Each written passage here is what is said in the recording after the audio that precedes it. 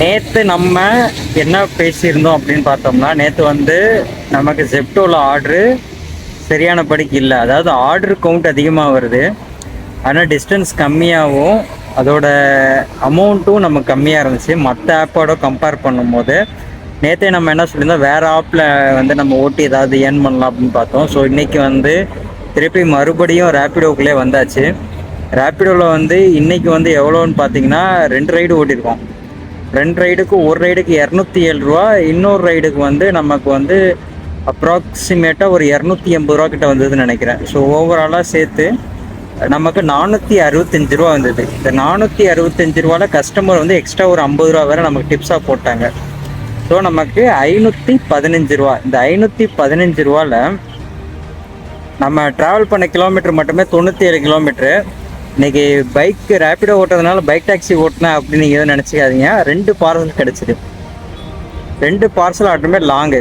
ஒரு ஆர்டர் வந்து Perungalathur to location வந்து பள்ளிக்கரணை, இன்னொரு ஆர்டர் வந்து பெருங்களத்தூர் டு சுங்கவர் சுத்திரம்.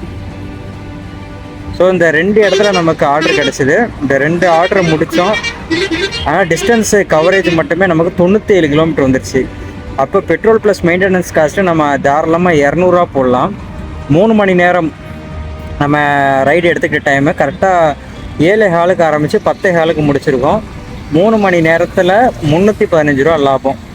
ஏன்னா லாங் அடிக்க வேண்டியதாகிடுச்சு. லாங் அடிச்சுட்டு ஆர்டர் கிடைக்காம உள்ளேருந்து திருப்பி மெயினுக்கு வரும்போது நம்ம எக்ஸ்ட்ரா நம்மளே வந்து கை காசு போட்டு ஓட்டுற மாதிரி.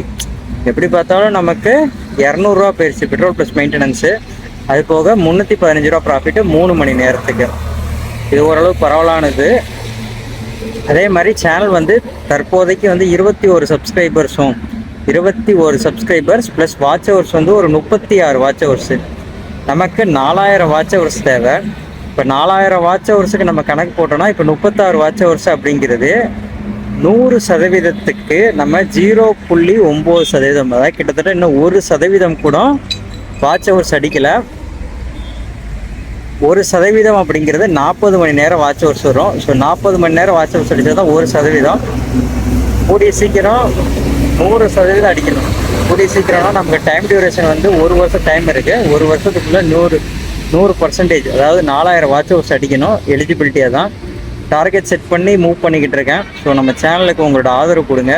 கூடிய சீக்கிரம் சேனல் வந்து ஒரு நல்ல க்ரோத்துக்கு வரணும். க்ரோத் ஆகிட்டு தான் இருக்குது. இன்னும் உங்களோட சப்போர்ட் இருந்தால் நல்லாயிருக்கும். தொடர்ந்து நம்ம சேனலை ஃபாலோ பண்ணுங்கள்.